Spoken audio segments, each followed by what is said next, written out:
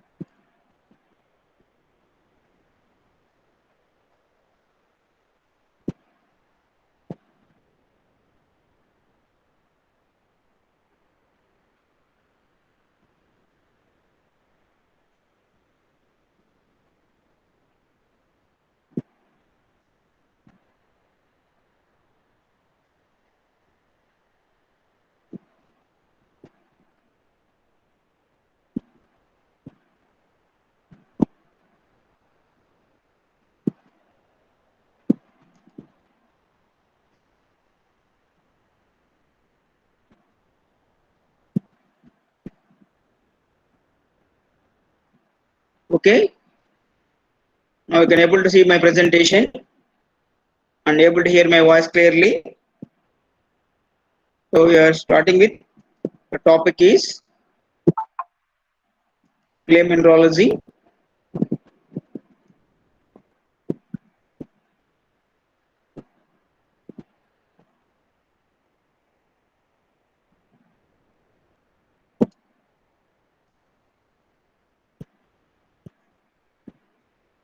You can see the elements of Earth. Of course, how Earth crust is. So what element the Earth crust is consisting of. Okay, this is the Earth crust having a diameter around 12,500 kilometers, and the top 8 to 35 kilometers is crust. Of course, it varies at different places, and the various elements present. You can see here oxygen. This is the percentage by weight in crust. Oxygen 49.2%, silica 25.7%, aluminum 7.5%. Next, you can have ferrous 4.7, calcium 3.4, sodium 2.6, potassium 2.4, magnesium 1.9, and others 2.6%. So, majority elements is oxygen, silica, and aluminum.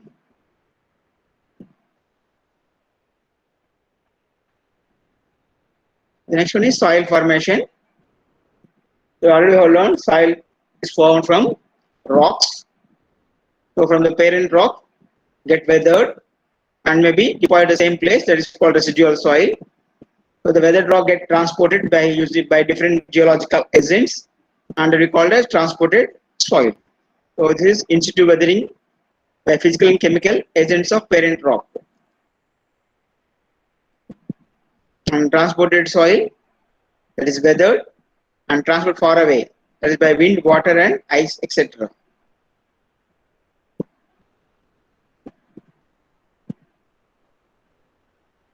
And how parent rock is formed. And this parent rock is formed by one of the three different processes. That is, one is igneous rocks by solidification of lava or magma, or as a cooling of molten magma or lava. Example is granite. And next, sedimentary rocks. These are formed by gradual deposition in layers. Example is limestone, shale, etc. Metamorphic rocks, and these are either any rock by alteration of get altered by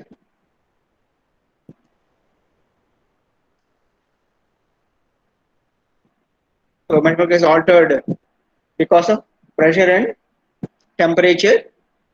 So any rock earlier formed rock get altered into some other rock. That's example is marble.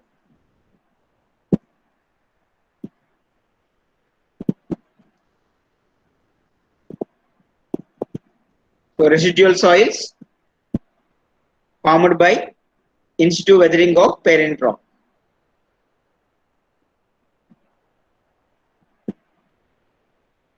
Transported soils, so transported by, so you have got different names based on different geological agents.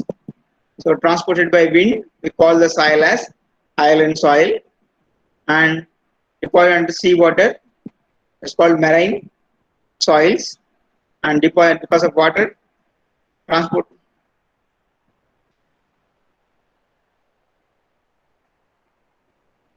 Deposited in lake, because in sea it is salt water, in lake it is fresh water. We call it as lacustrine. So deposited in lakes, that soil transported by lake and deposited in the lake, it's called rocks formed is called as soil formed is called a lacustrine soil. And if the agent is river, then the soil formed is alluvial soil. If it is ice, it is called as glacial soil. So these are the different names, special names given to based on soils formed by different transporting agents. So wind, island soil, so sea, salt water, marine, lake, freshwater, lacustrine, river, alluvial, and ice, glacier. Then what is the atomic structure of these clay minerals? So the basic structural units from which minerals are formed is, so clay minerals are made up of two distinct structural units. So you can see here, one is silica tetrahedron. I can see here. So each silicon atom is surrounded by 4 oxygen atoms. Tetrahedron means it is having 4 surfaces. Now you can see here and see. So one oxygen and other oxygen distance is around 0.26 nanometers. And here it is once again aluminum or magnesium atom is surrounded by 6 oxygen atoms, either hydroxyl or oxygen atoms. So and each hydroxyl or oxygen atoms are having different distance of 0.29 meters. So this is octahedron, means you have got 8 planes, 8 surfaces. So this is having 8 surfaces and this is having 4 surfaces. That is 4 triangles. This one triangle, the other triangle, backside another triangle, bottom is one triangle. So totally you are having 4. This is called as tetrahedron, SiO4. So the basic section is SiO4, silicon tetrahedron, and you have here aluminum octahedron.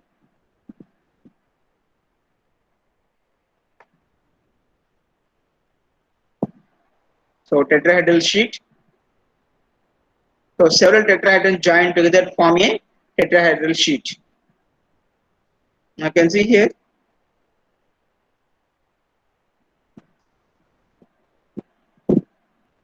So this is one tetrahedron like this, different tetrahedron joined and forms a sheet, tetrahedral sheet. This is one tetrahedral sheet, and this is one tetrahedron, and here you are having the hexagonal hole.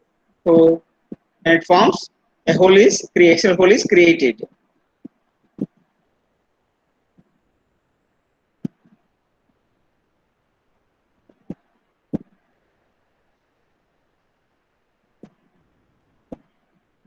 Now we'll have tetrahedral and octahedral sheets. Now for simplicity, let's represent the silica tetrahedral sheet by this shape, a trapezoidal shape, and octahedral sheet by aluminum sheet by AI. So we represent, for understanding purpose, for simplicity, we represent the silica sheet as by this trapezium and aluminum octahedral sheet by AI. And if it is magnesium, we call it as gibbsite.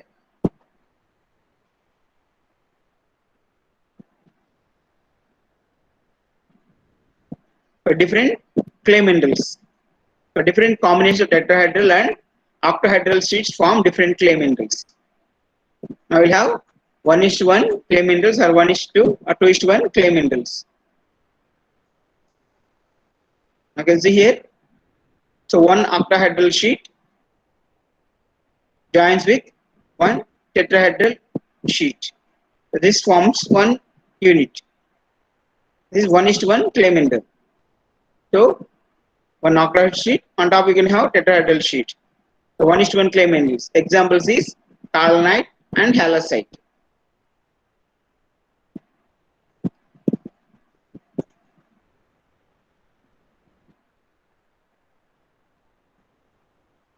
The next one is 2:1 clay minerals. Example is Montmorillonite, illite. So they will have, so top and bottom will have tetrahedral sheets. Middle you can have the octahedral sheet. So 2:1 clay minerals. So two tetrahedrons and one octahedrons. They form say 2:1 clay minerals. The examples is Montmorillonite and illite.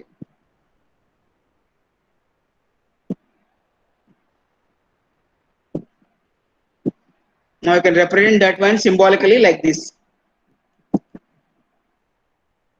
Now you can see here, this is for kaolinite structure. Now you can see here, like this different layers are formed. This is one unit, one silica sheet and aluminum forms at one.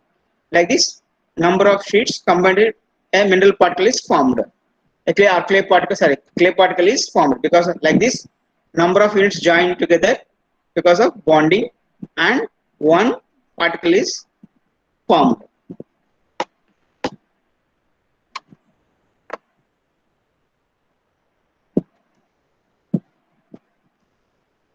You can see here, typically like this, 70 to 100 layers. This is one layer, like this 100 layers joined by strong hydrogen bond. No easy separation. If you have hydrogen bond, there is no easy separation, and each distance between each layer is 0.72 nanometers.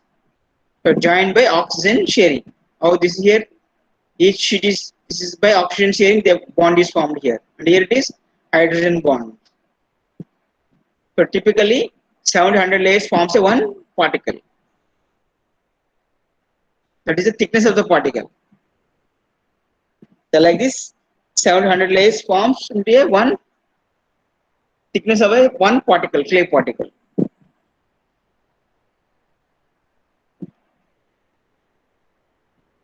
So kaolinite is used is paints. This kaolinite is used in paints, paper, and pottery, and pharmaceutical industries. And its chemical composition OH8, Al4, Si4, O10, and halloysite, and is a kaolinite family, hydrated and tubular structure. This will have hydrated and tubular structure. The next one is Montmorillonite mineral, also called smectite, expands on contact with water. Now this is a 2:1 mineral.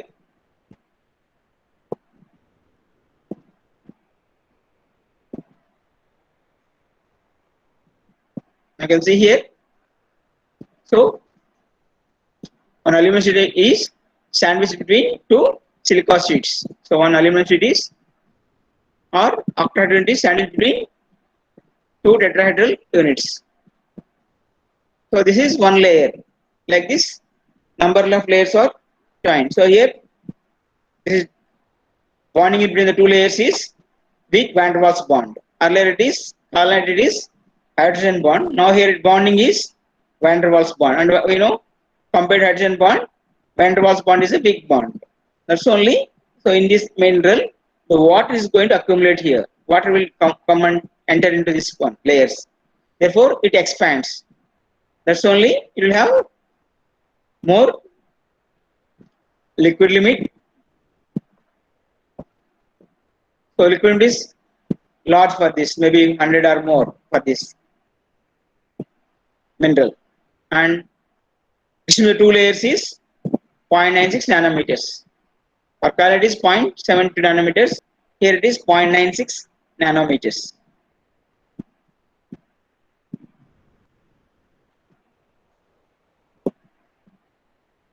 So this is weak, therefore easily separated by water. The water can penetrate into the bonding.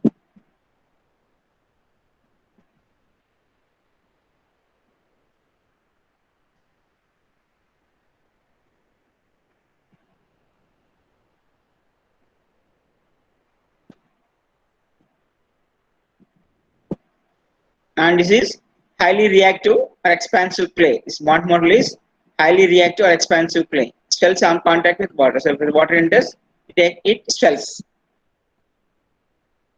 That's only we find out the swell potential of the clay soils.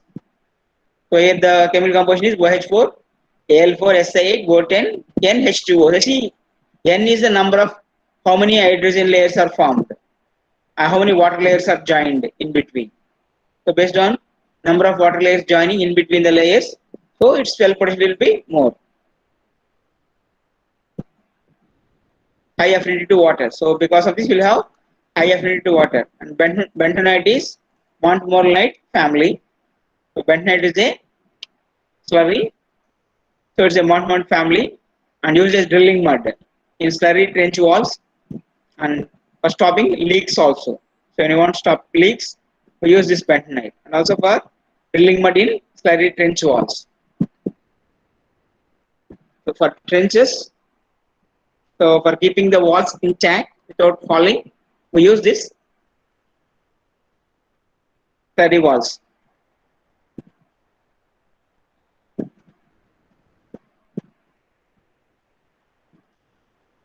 Elite. So here also it is 2:1 clay mineral. Here also you will have so 2 silica sheets and 1 aluminum sheet. But here potassium ions joined in between the two layers. So joined by K plus ions. So fit into the hexagonal holes in the silica sheet. So here you have seen already hexagonal holes are present. In the hexagonal holes, these K plus ions are fits. Therefore, strong bonding is developed between the two layers. And here the distance between two layers is 0.6 nanometers. And this cell potential is very less for this elite clay mineral when compared to montmorillonite.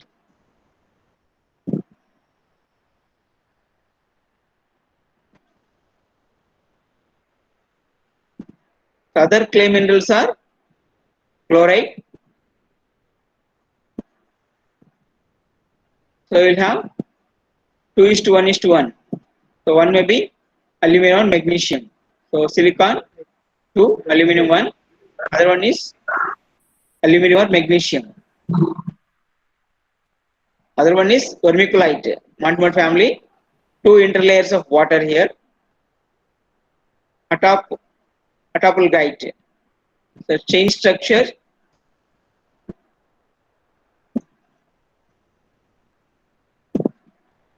So no sheets. Needle-like appearance. Here you have chain structure is there. No sheets are formed. And you have needle-like appearance here for this case. Nodular structure. Again, this is the clay particle. You can see this is the clay particle. Plate-like or flaky shape. This is the clay particle. Okay.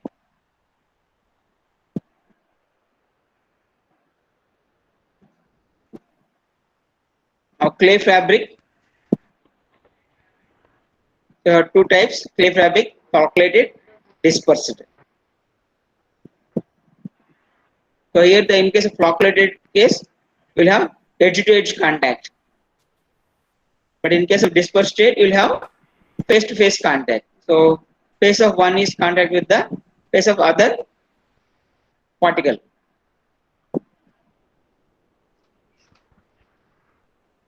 So how particles are oriented? So if you take this is the number of particles. So how they are formed into a group. So whether they forms into a group of flocculated structure or they form a group of dispersed structure.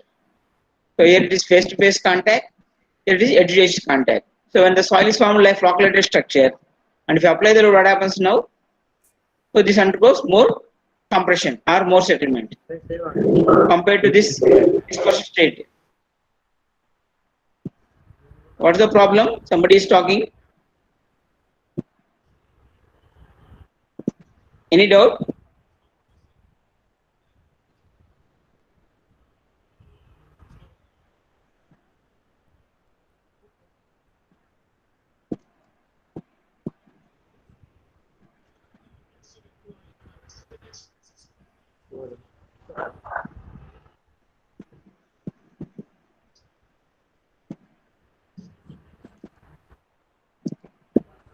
So electrochemical environment, that is pH, acidity, temperature, cation present in the water. During the time of sedimentation, influence clay fabric significantly. So during the time of sedimentation, influence clay fabric significantly. So these parameters will influence the sedimentation. So clay particles tend to align perpendicular to load applied on them. So when you apply the load on the clay particles, they tend to align perpendicular to the load. Identifying clay minerals. How to identify the clay minerals? You can see here in scanning electron microscope. You can see like this separate light structure. So common technique, see clay particles. In scanning electron microscope, a platelet structure is observed, and this is qualitative.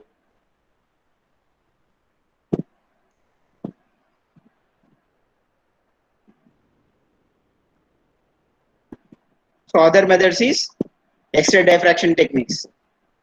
You can identify the minerals present. To identify the molecular structure and minerals present using X-ray diffraction techniques. Other one is differential thermal analysis (DTA) to identify the minerals present. So this one you can have molecular structure also and also minerals present. Here you can find out the minerals present.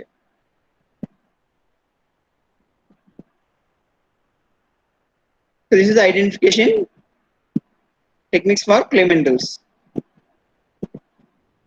And where these clay minerals present in the Casagrande plasticity chart. So we know plasticity chart is a graph between plastic index and liquid limit. Now where this minerals present in plasticity chart. Now you can see here. So near to the U line you will have montmorillonite mineral. Okay. And U line above A line, near to A line, above A line. Kyanite below A line. And you can see chloride here somewhere, halloysite here. So the position of clay minerals in plasticity chart.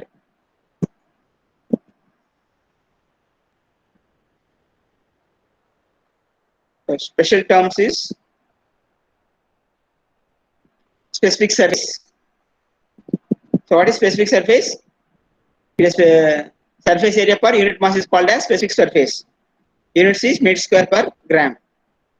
Smaller the grain, higher the specific surface. So if you have smaller particles, it will have more specific surface. Right?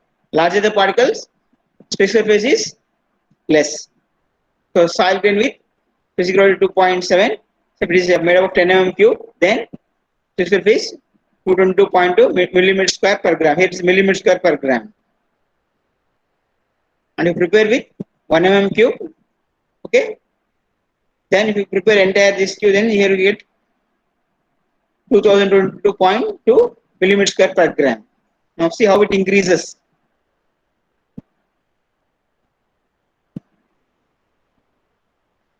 Other one is isomorphic substitution.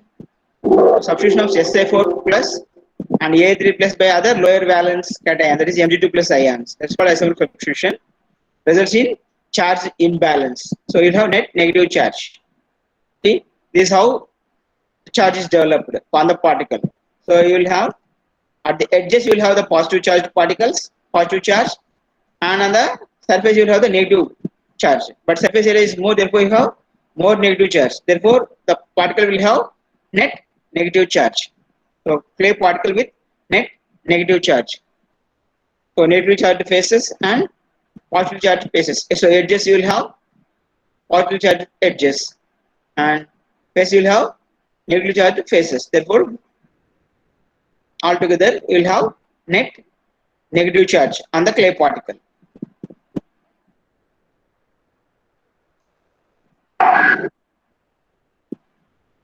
And cation exchange capacity. So capacity to attract cations from the water. That is a measure of the net negative charge of the clay particles, known as exchangeable cations, measured in milliequivalent per 100 grams. So net negative charge per 100 grams of clay. The replacement power is greater for higher valence and larger cations. So replacement is higher valence, it is replaced easily, and also for larger cations.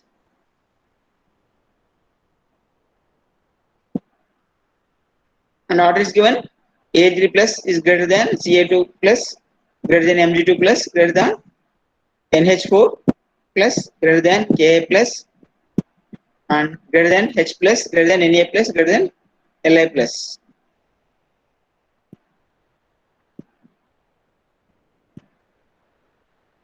Is the replacement power is greater for higher valence and larger cations.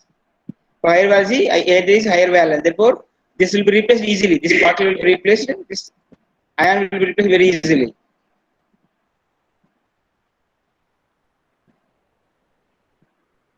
And you can see the comparison for different minerals. What is the specific surface and in meter square per gram and cation exchange capacity milliequivalent per 100 grams. Now for kaolinite mineral, the specific surface is 10 to 20 meter square per gram and CEC is 3 to 10. But for clay mineral, specific surface is 80 to 100 and for CEC is 20 to 30. And you can see for montmorillonite, very large, 800 meter square per gram. And C is also very large, 80 to 120. That's only this mineral is present in the soil that causes problems for geological engineers. So you have to deal properly when this mineral is present in large quantities in the soil. And chloride, the surface is 80 meter square per gram and CEC is 20 to 30.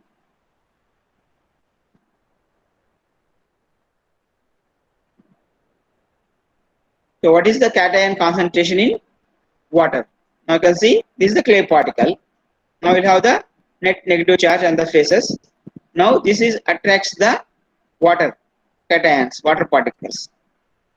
Now that forms a surrounding bond. That forms a bond. So double layer is formed. A double layer is formed.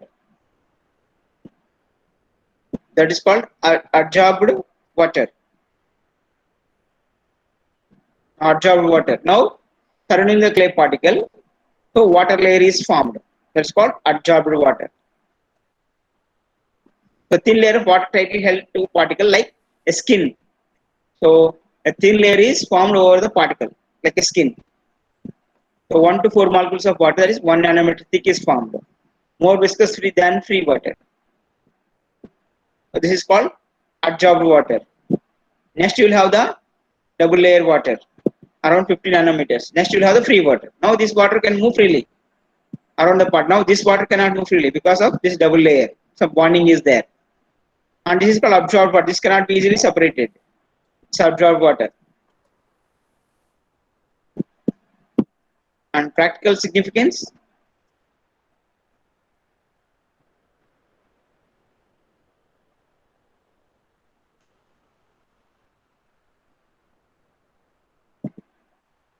So summary, clay particles are plates or needles. They are negatively charged. Clays are plastic. Silt, sands and gravels are non-plastic. So clays are plastic. Silt, sands and gravels are non-plastic. Clays exhibit high dry strength and slow dilatancy. So they exhibit high dry strength and slow dilatancy. And montmorillonites have very high specific surface, cation exchange capacity and affinity to water. So this will have more of this one. They form reactive clays. So bentonite, a form of montmorillonite, is frequently used as drilling mud. So we use bentonite as drilling mud. And montmorillonites have very high liquid limit, that is more than 100 plus. Plasticity index is also more for montmorillonites.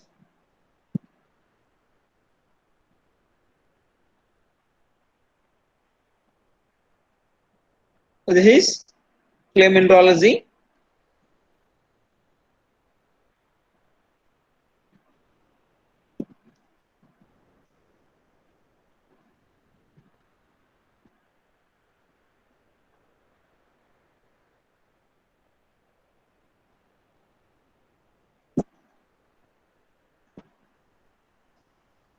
Okay, any doubts? You can Post your doubts in chat box. Use chat box or unmute yourself. Ask the doubt.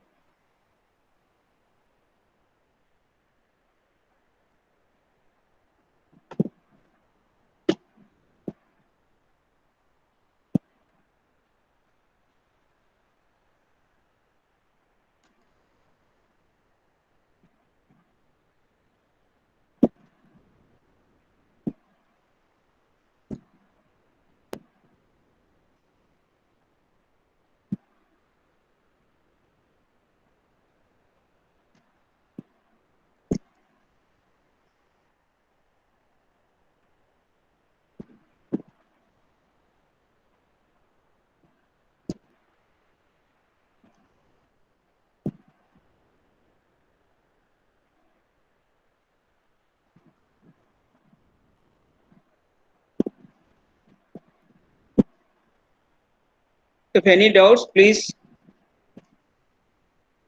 use chat box.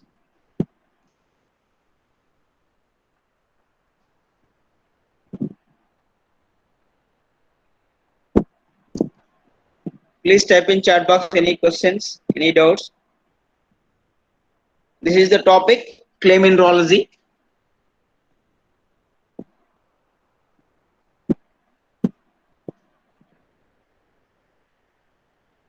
And this is very important.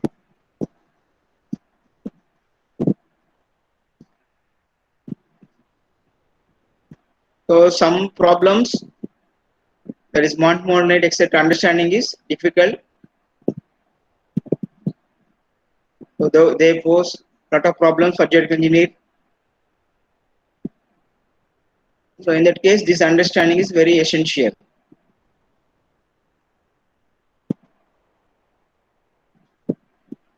Any doubts? If you don't have any doubts, I think I will close the meeting. Please type in chat box. I think nobody is responding. Please type in chat box.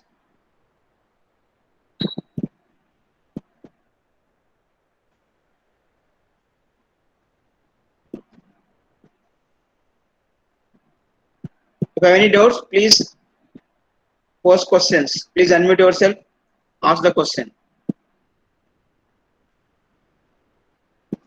Okay. Thank you very much. I am closing the session.